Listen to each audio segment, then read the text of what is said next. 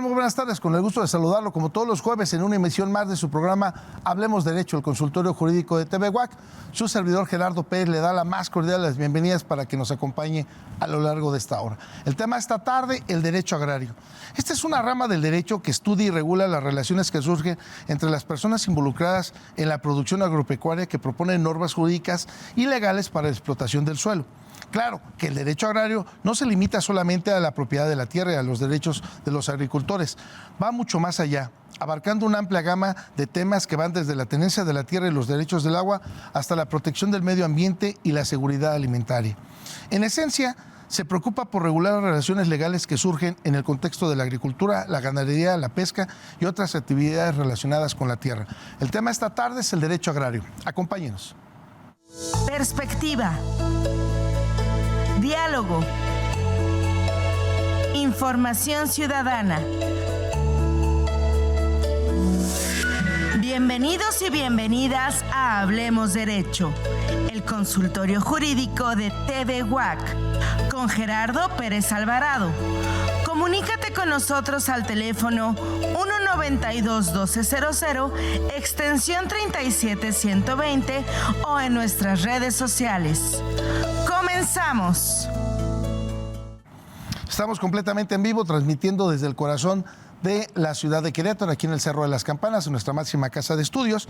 Y como lo comentaba anteriormente, bueno, pues estamos hablando de este tema del derecho agrario. Quiero primeramente, por si usted me lo permite, pues agradecerle el favor de su atención y saber y hacerle de su conocimiento que este espacio, este consultorio jurídico en este momento se abre para dedicar o brindar atención y orientación en temas como lo es el día de hoy, el derecho agrario. Agradecer, por supuesto, a nuestro productor Francisco Molgado, a Viridiana Espinosa, para la elaboración de este programa, y por supuesto hoy a David Escobedo, que le toca estar aquí en piso, que nos hace favor de que usted nos pueda y seguir en la transmisión del día de hoy de su programa Hablemos Derecho. Asimismo, quiero agradecer la presencia de nuestros invitados el día de hoy, el maestro Alejandro Juárez Jiménez, quien es presidente hasta un par de horas más del Colegio de Agraristas del Estado de Querétaro. Él es licenciado en Derecho y cuenta con una maestría en Administración, tiene más de 30 años dedicados al ejercicio del derecho agrario y es titular de la firma Alianza Jurídica y Asesores, así como a la maestra Dolores Evelia Dávalos Mendoza. Ella es licenciada en Derecho, cuenta con más de 14 años de ejercicio profesional en la materia agraria, y por supuesto al maestro Edgar Saúl Villalobos, que repito, en un par de horas será el nuevo presidente de la Asociación de Abogados Agraristas del Estado de Querétaro. Él es licenciado en Derecho, también cuenta con maestría en Derecho Privado, doctorante en Derecho, y tiene más de 20 años de ejercicio profesional en la materia de derecho agrario, y por supuesto también profesor universitario de esta máxima casa de estudios, a los cuales le doy la más cordial las bienvenidas y agradecerles el favor de su atención, que nos hayan acompañado esta tarde aquí en este programa de Hablemos Derecho. Muchas gracias y bienvenidos. Buenas tardes. Gracias. Buenas tardes. Bueno, pues entonces iniciamos. Usted me lo permite, ustedes me dirán, bueno, pues cuál es la importancia, qué reviste en el derecho agrario, y bueno, de eso estaremos comentando a lo largo de esta tarde, porque por un lado se habla de una rama que beneficia principalmente a pequeños productores, campesinos o grandes terratenientes. A lo mejor en el paso de los años el derecho agrario ha cobrado mucha importancia en México porque rige una de las actividades económicas más importantes de la nación, es decir, la producción de alimentos, bienes primarios y de consumo. En este aspecto, maestro Alejandro, me gustaría que nos pudieras comentar cuál es la importancia del derecho agrario en estos temas que estamos señalando. Muy bien, pues buenas tardes a todos. Maestro, doctor Gerardo, muchas gracias por la invitación. El derecho agrario es una de las ramas del derecho fundamental para la vida de nuestro país. Recordemos que su origen data desde que el hombre tiene pertenencia sobre la tierra, y todos los eventos históricos que hemos tenido en el país, que se materializa con la Revolución Mexicana, que es uno de los elementos fundamentales, producto de estas nuevas generaciones de derechos, y el derecho agrario es fundamental aquí. La mitad del territorio nacional, cerca de 200 millones de hectáreas, la mitad, un poco más de la mitad, es ejidos y comunidades. Empezamos ahí la importancia. Por cada metro cuadrado, la mitad de este país es propiedad ejidal o comunal. Tenemos más de 32,000 núcleos agrarios. En el estado de Querétaro es la misma situación, se repite las proporciones, la propiedad ejidal y comunal es prácticamente la mitad del territorio del estado, y por lo tanto ahí es donde se encuentran las áreas naturales protegidas, se encuentran un gran espacio de biodiversidad. Ha sido el espacio agrario, el espacio ejidal, el aportador de la tierra para el desarrollo en el caso del estado de Querétaro, de cada 7 empresas, ya sean de inmobiliarias, turísticas, tecnológicas, 7 están asentadas en tierras donde fue ejidos o comunidades agrarias. La importancia reviste enormemente, el desarrollo de la entidad se da sobre tierra ejidal. Poca propiedad privada aporta para este desarrollo. Entonces, de aquí viene un gran interés por el tema, y además, pues, los sujetos agrarios que están en estas tierras o han estado en estas tierras, pues, no han sido beneficiados de la misma manera en el desarrollo.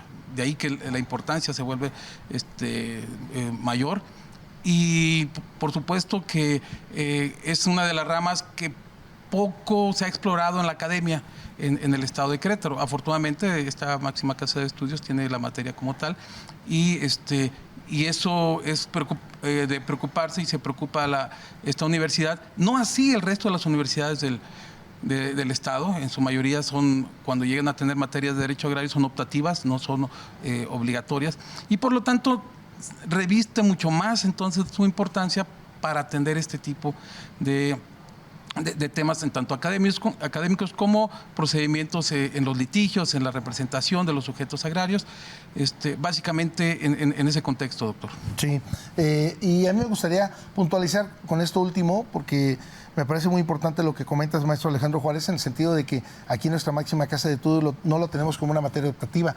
En mis tiempos que me tocó estudiar, ya hace un ratito, sí era una materia optativa.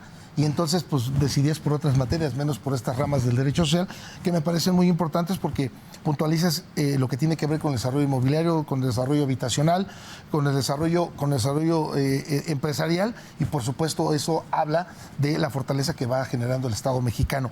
Ahí, maestra Dolores Evelia, me gustaría comentarte, antes de ir desarrollando todo esto que nos comentaba el maestro Alejandro, pues tenemos en nuestra Constitución del 17 como bueno, pues aquí lo tenemos en Querétaro como precursores de la misma, con Venustiano Carranza, el jefe del Ejército Revolucionario, constitucionalista y encargado en su momento del Poder Federal, señaló que era necesario atender la situación que vivía el campo en México con relación a los latifundios, a los terratenientes y campesinos. Al día de hoy, ¿crees tú que ha habido una evolución? Hola, buenas tardes. Primero que nada, pues agradecer la invitación, agradecer a tu foro que nos escucha. Y sí, definitivamente sí ha habido una evolución en el derecho agrario. Obviamente en aquel entonces, en 1917, con la Constitución, la redacción del artículo 27, atendía a una política y a una cuestión social totalmente diferente a la que vivimos hoy en día. Uh-huh. En aquel entonces la tierra efectivamente era para trabajarse y para dar vida. Hoy esta situación ha cambiado. Ciertamente hay tierras muy fértiles que siguen siendo explotadas de la manera agrícola, pero como lo comentaba el maestro Alejandro, hoy ya tenemos un crecimiento demográfico. Las viviendas es algo que se observa a simple vista, han crecido de manera importante en el estado, al igual que las empresas, las industrias. ¿Y a dónde se van? Pues ya no hay tierra, pues se van a los ejidos, ¿no? Hoy la mayoría de los ejidos están siendo vendidos, están siendo enajenados o están siendo aportados para algunas para algunas cuestiones de este estilo, ¿no? Entonces sí ha habido un crecimiento, sí ha habido una evolución, y también ha habido una evolución en el ejidatario. Nosotros cuando vemos la figura del ejidatario queremos imaginarnos que es físicamente como si fuera Emiliano Zapata, o queremos verlo con calzón de manta, y no, hoy en día tenemos ejidatarios que son profesionistas, que son inversionistas, que son empresarios y que le han sacado mucho jugo a su tierra. Incluso ejidatarios que sin tener una profesión, sin tener un grado de estudio, han hecho mucho con su tierra en diferentes situaciones, ¿no? Entonces, sí ha habido una evolución y una evolución muy palpable, muy notable, y el estado de Querétaro es una prueba fehaciente de eso, como pueden verlo a simple vista. Hoy en día, yo recuerdo que cuando yo estudiaba aquí, en esta casa de estudios, cuando yo decía que yo me quería dedicar al derecho agrario, algún amiguito me decía: ay, pero si ya estos hasta se van a acabar los ejidos, ¿ya qué vas a trabajar, no? Y no, hoy en día, de verdad, ha crecido muchísimo la cuestión. El tribunal cada día tiene más trabajo, lo mismo que cualquiera de las instituciones que se dedique al derecho agrario. Entonces, sí ha habido una evolución y muy palpable en el país y sobre todo en el Estado. Muchísimas gracias, maestra. Lo comentaba atinadamente la maestra Lolita, la maestra Dolores, maestro Edgar Saúl Villalobos. Una de la esencia fundamental o el fundamento legal del derecho agrario lo tenemos en el artículo 27 constitucional. Sin embargo, desde 1907 en la Constitución ha sufrido modificaciones y observaciones. ¿Cuáles consideras, en tu opinión, maestro, que serían las más importantes? Bien, muchas gracias por la invitación, querido Gerardo. Para nosotros es un placer venir a estos foros y hablar del derecho agrario. Es una materia poco explorada, discutida, que merece mucha difusión. Ya lo decían nuestros compañeros, Alejandro y Lolita, que es una materia que impacta en la mitad del territorio nacional. Y a lo largo de la historia ha ido evolucionando. Tendríamos que recordar que antes de la Revolución Mexicana había el latifundio. Ese latifundio es la concentración de grandes extensiones de tierra en pocas manos. De tal manera que las haciendas que aglutinaban todas las tierras eran sumamente productivas, pero esto se dio a costa del trabajo de los campesinos, los cuales estaban en condiciones infrahumanas, trabajando prácticamente en condiciones de esclavitud.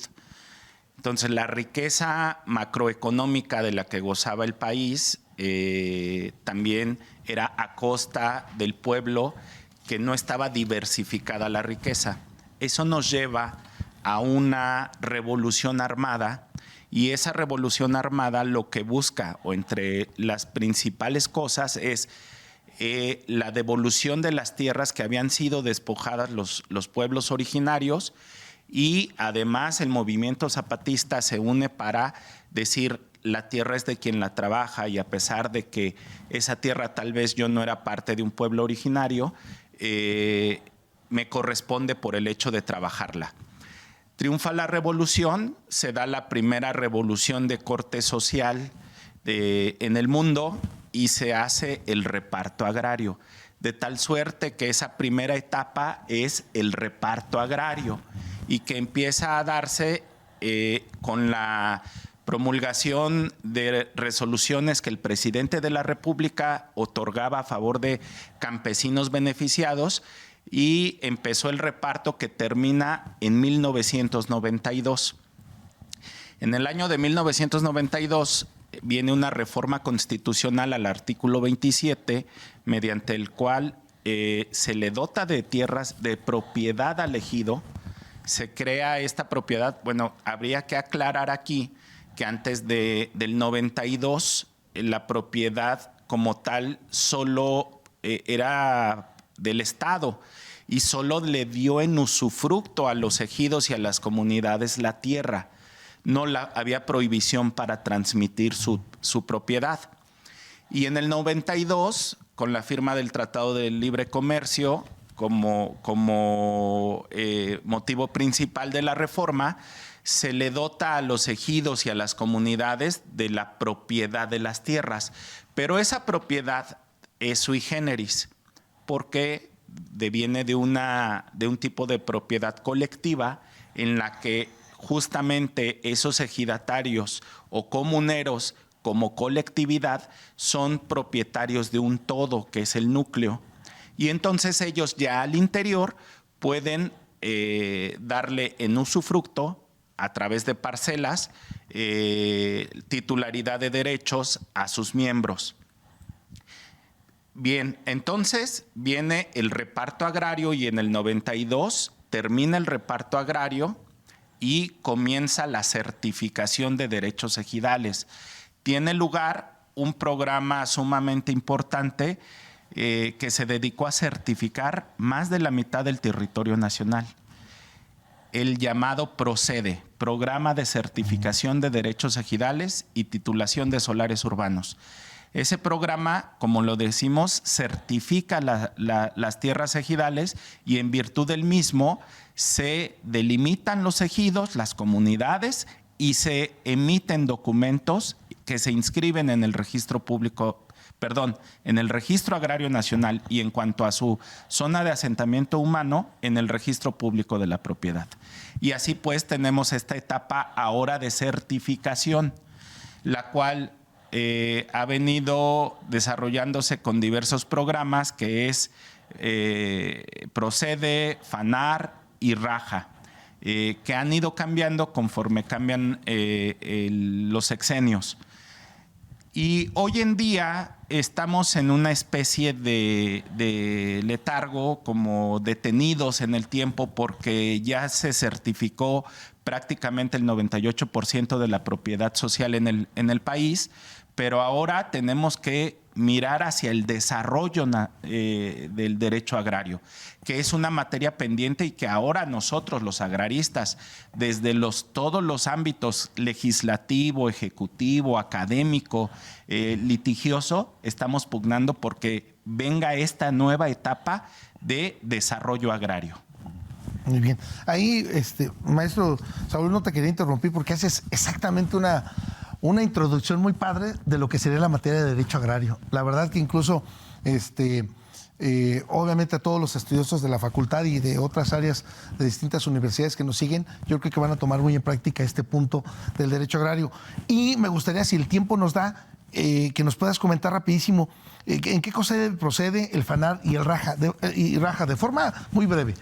Son programas que implementó el gobierno de la República en los que participaban la Secretaría de la Reforma Agraria como cabeza de sector, la Procuraduría Agraria, quien era la encargada de asistir a los ejidos y convencerlos, porque no era obligatorio, sino era potestativo de los núcleos sumarse a la certificación, darles a conocer los beneficios del programa, y la Procuraduría Agraria era la encargada de asesorar y de concientizar a los núcleos sobre el ingreso de este programa. Y finalmente, la Asamblea de Ejidatarios, cuando hacía una asamblea llamada dura o de formalidades especiales, esos acuerdos se inscribían o se inscriben en el Registro Agrario Nacional. Pero también jugó un papel importante el Instituto Nacional de Estadística y Geografía, el INEGI, porque ellos tenían brigadas de ingenieros, de topógrafos que iban a todos esos ejidos que están en la mitad del territorio nacional y mapearon el territorio, mapearon el territorio, cosa que no es sencilla. Y entonces se pudieron emitir cartografía y planos modernos, porque los que teníamos eran todavía hechos con coordenadas astrales, con tecnología muy antigua, y ahora pues ya teníamos estaciones totales, ahora GPS, y los planos que ahora tienen los ejidos tienen una precisión milimétrica, que la yema de mi dedo es más grande que el error milimétrico que los aparatos GPS utilizados por estos ingenieros utilizan en la certificación. Y con esto se buscó abatir la incertidumbre que se generaba porque no tenían claros los límites, los linderos, y no había un documento que dijera que eran propietarios de qué extensión de tierra. Los ejidos tenían como carpeta básica una resolución presidencial que decía que el presidente de la República reconocía, otorgaba al ejido Emiliano Zapata del municipio de tantas hectáreas de tierra y daba una ubicación que referenciaba con palabras, como las escrituras, a veces al sur con fulano, al este con sutano, con calle, y luego las calles cambiaban de nombre, y luego el vecino le compró al otro y ya entonces no tenías precisión en la ubicación, en la georreferenciación, etcétera. Y en los ejidos se ponían unas piedras grandísimas llamadas mojoneras que delimitaban al núcleo. Y luego se utilizaba el mezquite, allá en el mezquite o en el río o los ejidos costeros, el mar, pero todo eso se mueve. Los ríos se secan o se ensanchan, el mar tiene fenómenos que es mar adentro, se mete y eso ocasionaba que se modificara.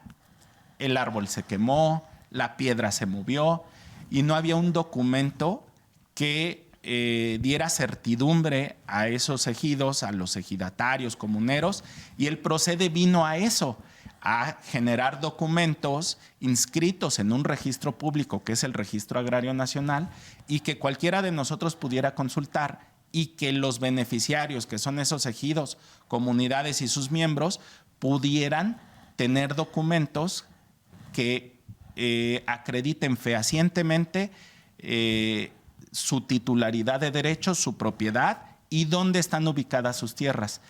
A grandes rasgos, eso es lo que vino a hacer el Procede, el FANAR o Raja, que en realidad es un programa con distinto nombre, pero que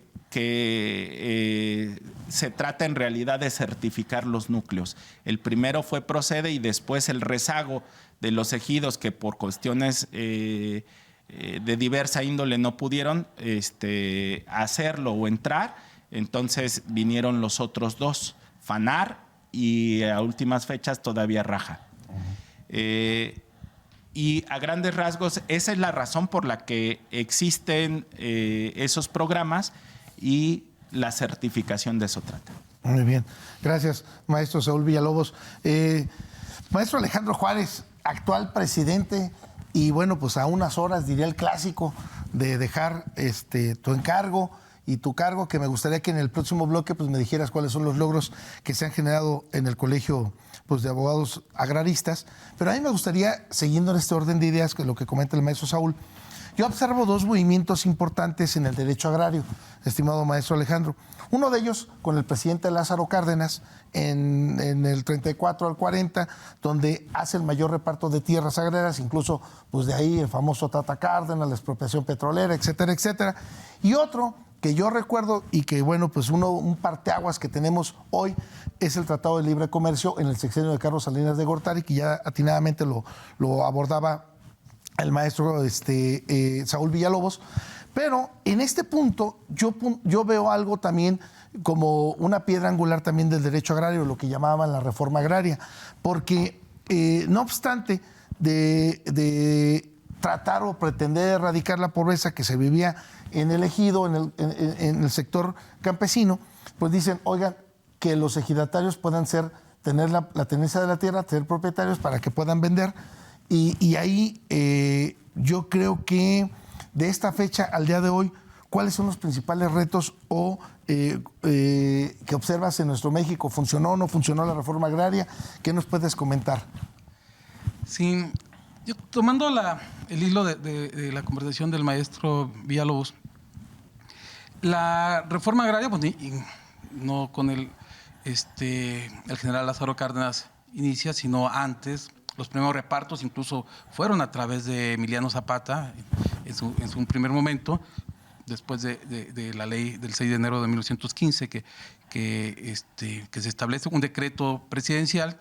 En aquel entonces no había conformidad con ese decreto, había que meterlo a la Constitución. Y da origen a la reforma. La reforma agraria, para no repetir mucho de lo que comentó el maestro Villalobos, es el reparto de la tierra.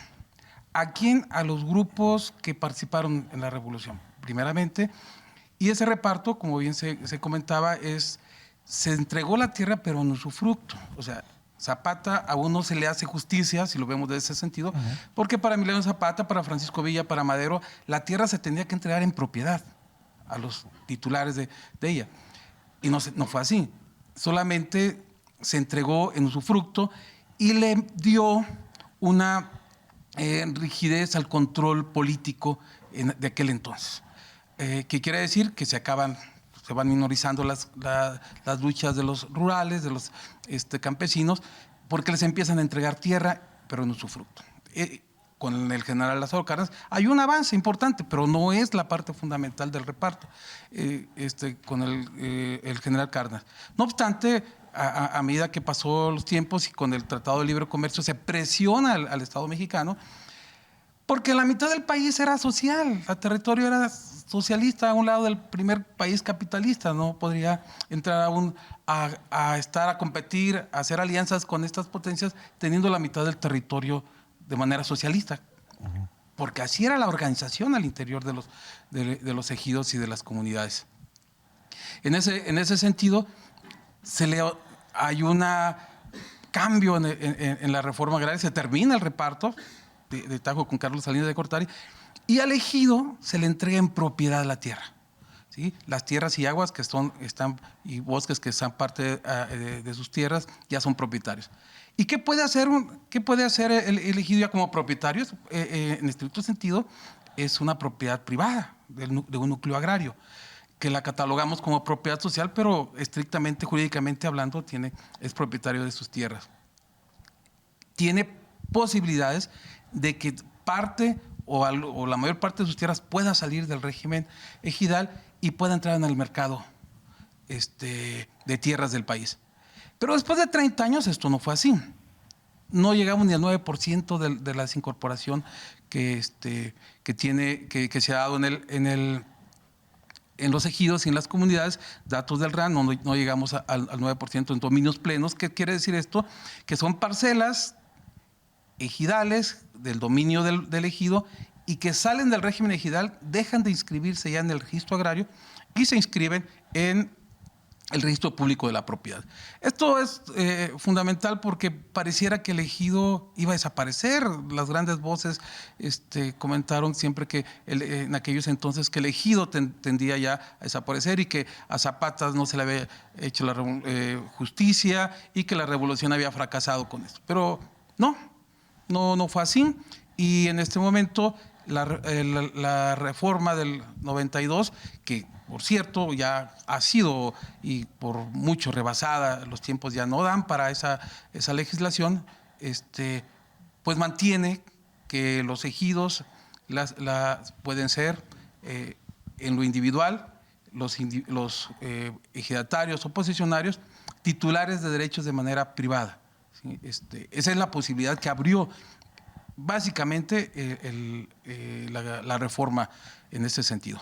Pero repito, pues en el país no se ha dado ni por mucho la desaparición, no ha habido un solo ejido que sea en ese sentido, y hay mucho derecho agrario todavía. Sí, incluso nos quedan un par de minutos para cerrar este primer bloque. Y bueno, pues estar atentos de todas las llamadas o los mensajes que usted nos pueda hacer en la siguiente media hora para que nuestros invitados puedan disipar sus dudas e inquietudes. Y bueno, pues entonces, maestra, me quedaría, maestra Lolita, para regresar y que me digas entonces cuál es la importancia del derecho agrario, porque ya hablamos un poco de teoría, ya hablamos un poco de la importancia, y me queda a mí todavía un sesgo de la reforma agraria. ¿Funciona o no funcionó? Al día de hoy seguimos hablando de las problemáticas agrarias. Tú lo comentabas, que están desbordados todos los tribunales agrarios, y no se diga la Procuraduría Agraria. Y entonces, ¿cómo andamos en ese tema? Le comento que nos hace favor de acompañar esta tarde en este espacio de Hablemos Derecho el maestro Alejandro Juárez Jiménez, por supuesto la maestra Dolores Evelia Dávalos Mendoza y el maestro Edgar Salud Villalobos. Vamos a la pausa, vamos a hacer la pausa en nuestro primer bloque.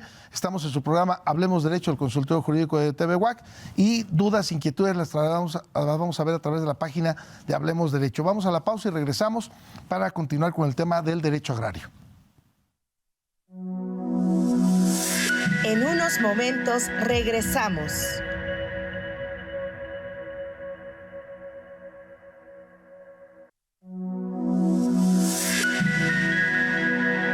Continuamos.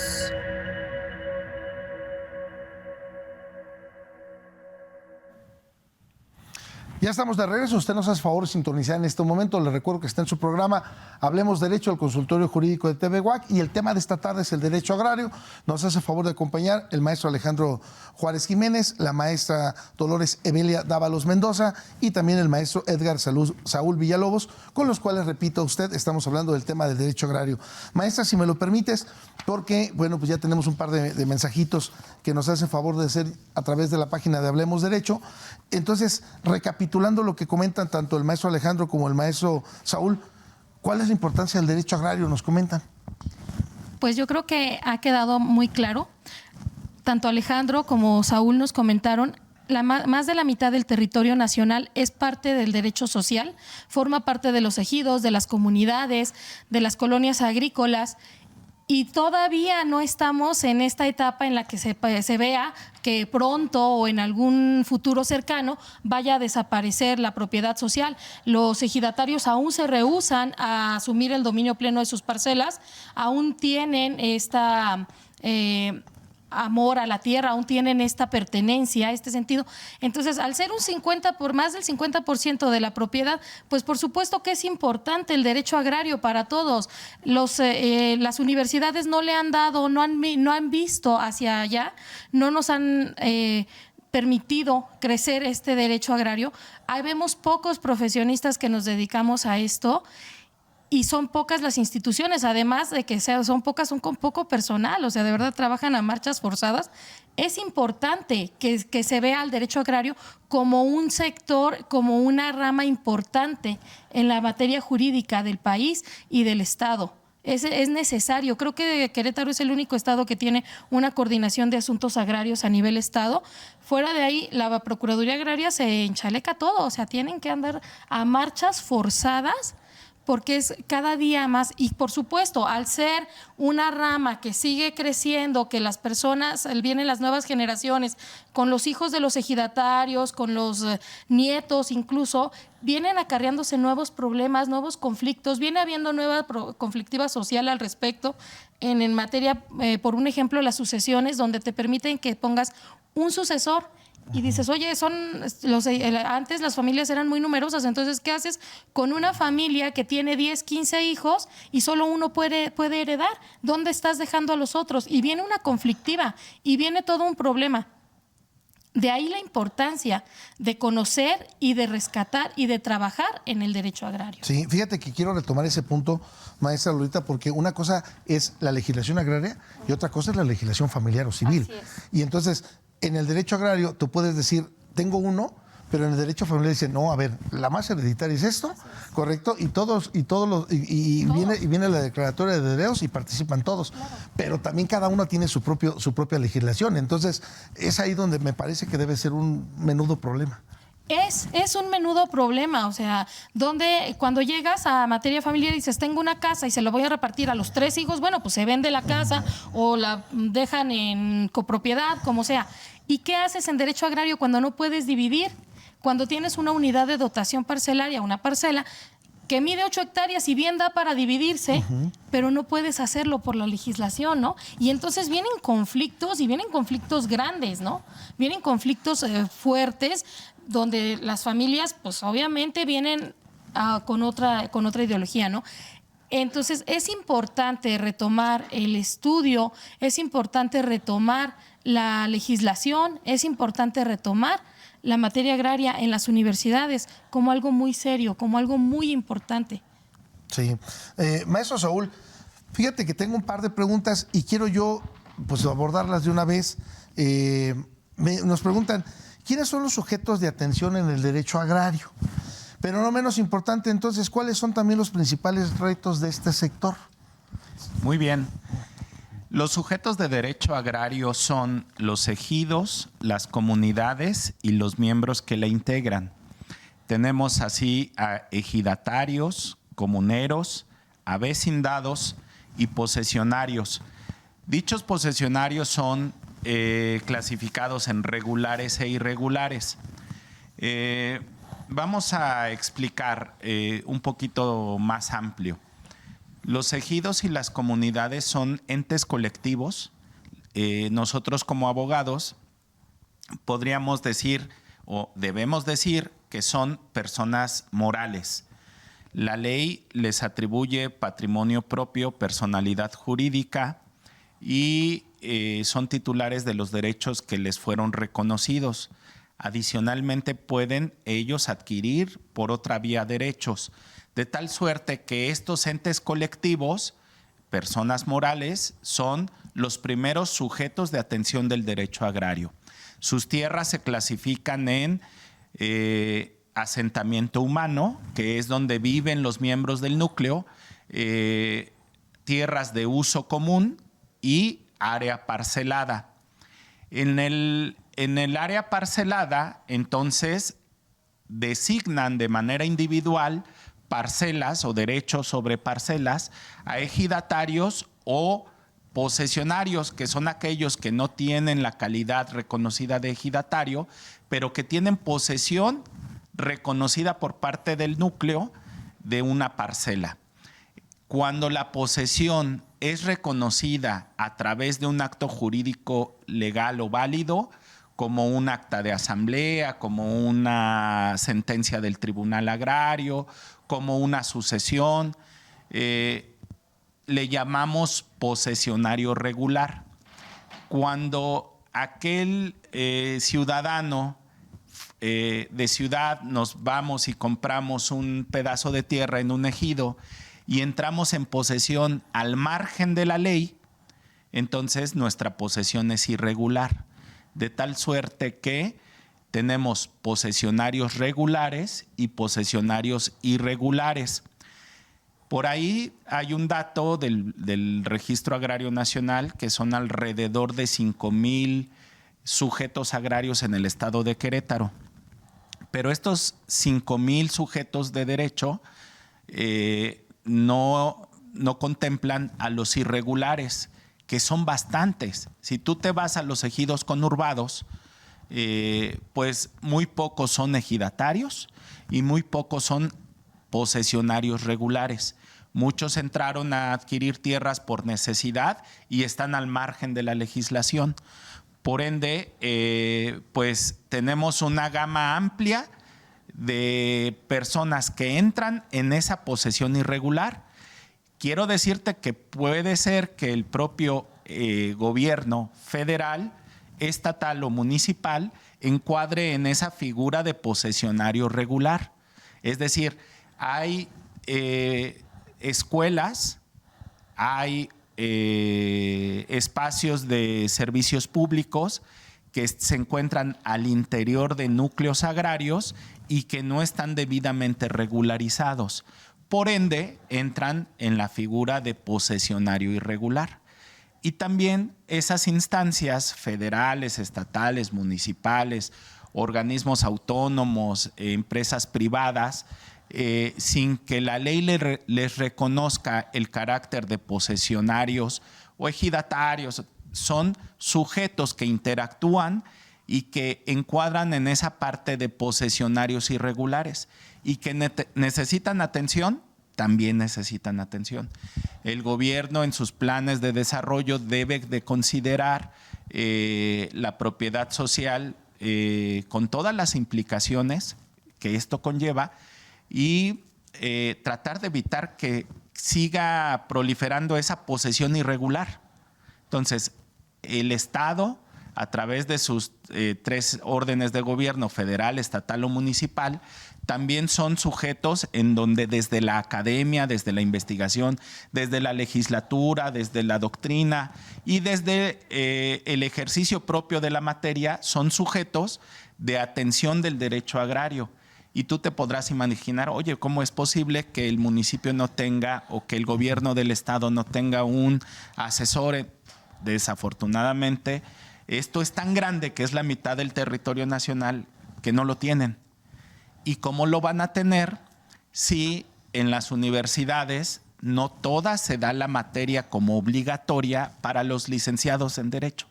Imagínate tú un abogado, un estudiante que egrese de esta maravillosa casa de estudios, la UAC, y que no supiera de derecho agrario. Pues eso pasaba.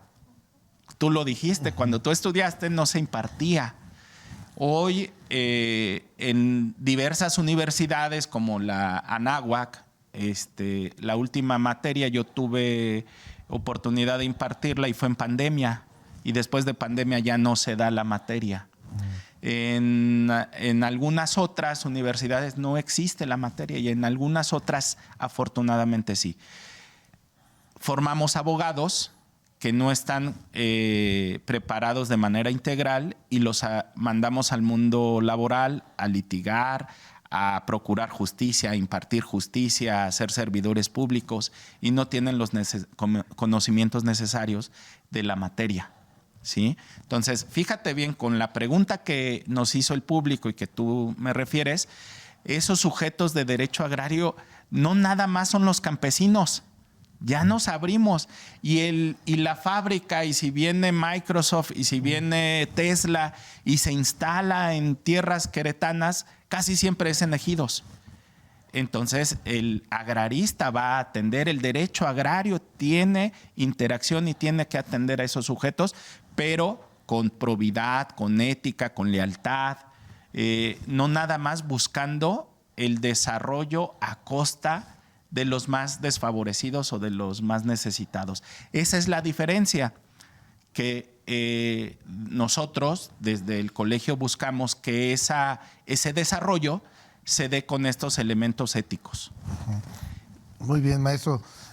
Saúl, a mí me gustaría que nos pudieras comentar, maestro Alejandro Juárez, ¿cuáles son los objetivos que tiene el Colegio de Agraristas? Con lo que nos acaba de comentar ahorita el maestro Saúl, le faltó ahorita precisar, por ejemplo, la última inversión que comentaba el gobernador la semana pasada de pues el taller de Volaris. Digo, sin hacer comercial, van a venir a generarse muchísimas ingenierías, ¿no?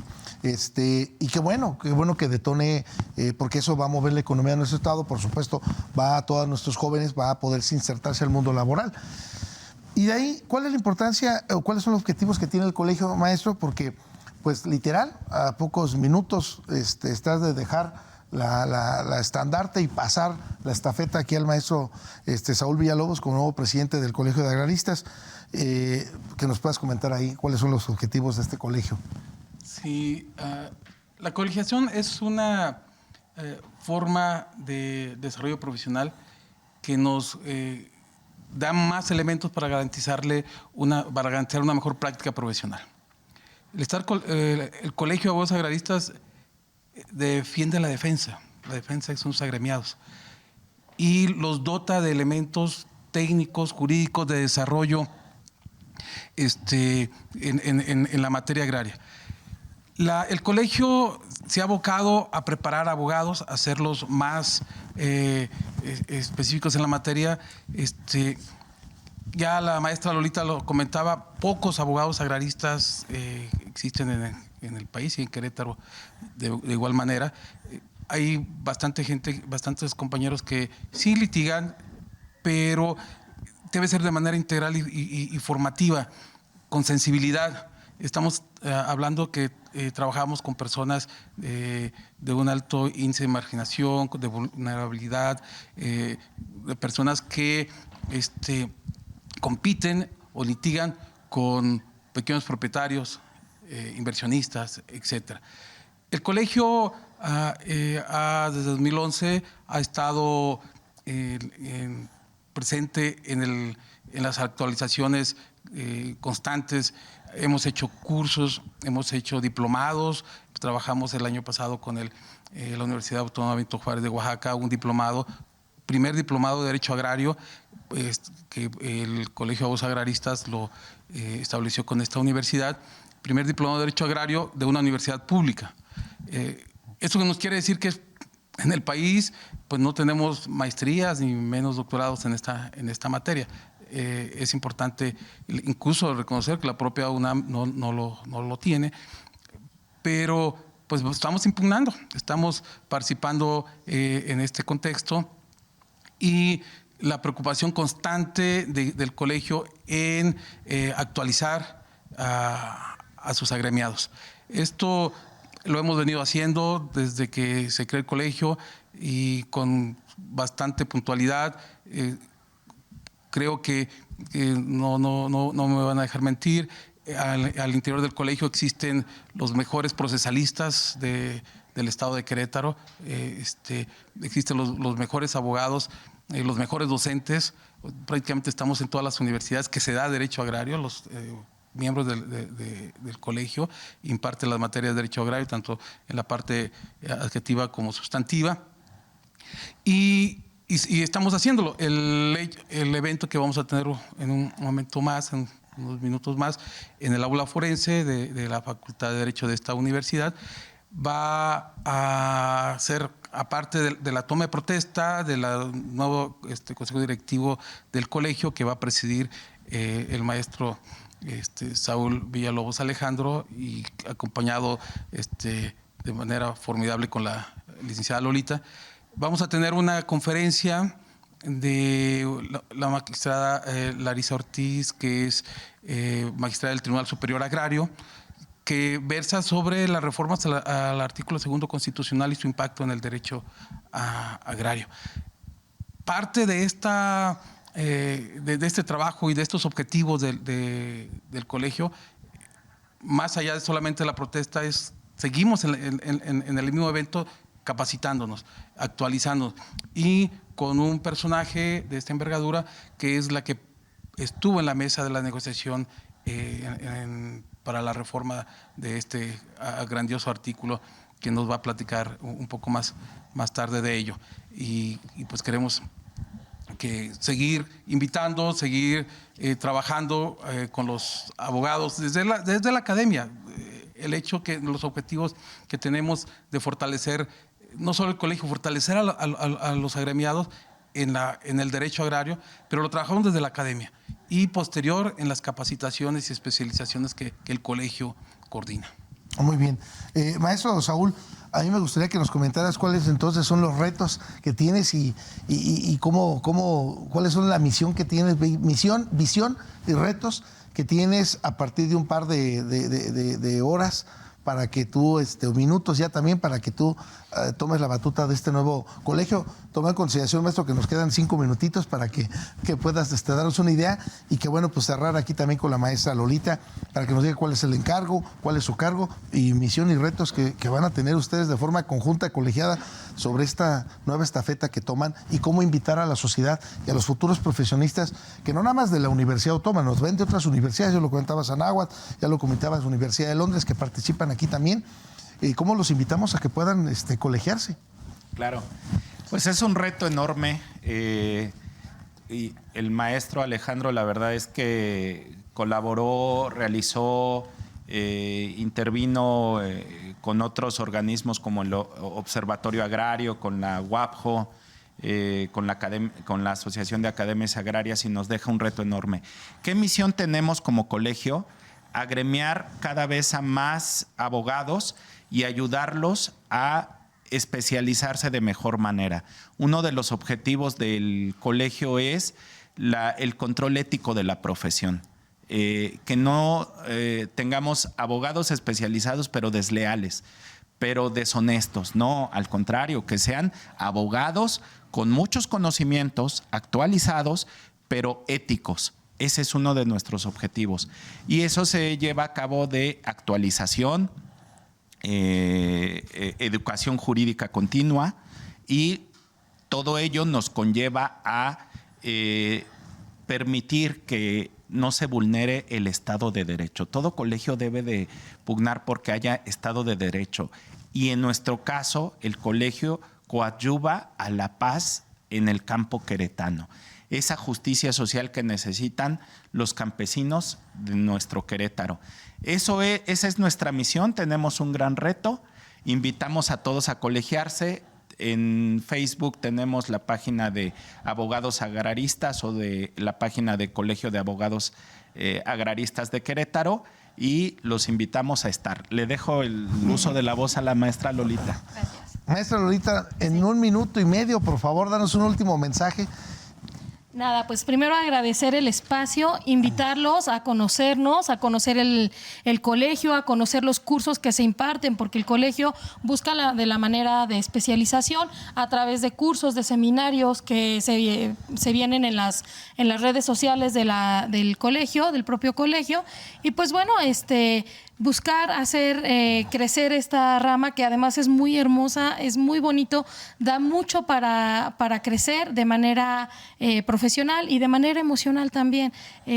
Agradecer el espacio, la invitación y agradecer al colegio que hoy me permite tomar protesta junto con el maestro Saúl, ahora como secretaria general del colegio. Maestra, nada más rapidísimo, si alguien nos llega a ver y le interesa tener una plática, tener un conversatorio, tener alguna dudas, inquietudes, a lo mejor en algún ejido que alguien nos puede estar viendo, ¿dónde los podemos contactar, maestra? Por favor, rapidísimo. Y bueno, pues que tengamos el compromiso como sociedad y como universitarios de acudir y apoyar en estas dudas, inquietudes. Claro. Por el momento estamos en las páginas de Facebook de Agraristas de Querétaro y Colegio de Abogados Agraristas de Querétaro. Las manejamos todos los miembros del colegio y de esa manera tenemos ahí al alcance para estar con ustedes. Maestro Alejandro, una forma de contacto también, y maestro Saúl, una forma de contacto, menos de un minuto, por favor, porque nos vamos. Sí, a través de WhatsApp, 442-226-2145.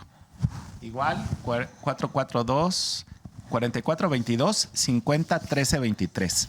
Bueno, pues ya está. Maestra Lolita, por favor. Claro, es 4421-10-2512, a sus órdenes. De todos modos, estará en la transmisión, tenemos los contactos y pónganse en contacto si tienen una duda, inquietud respecto de ejidos. Nos vemos el próximo jueves. Gracias. Bye. Gracias.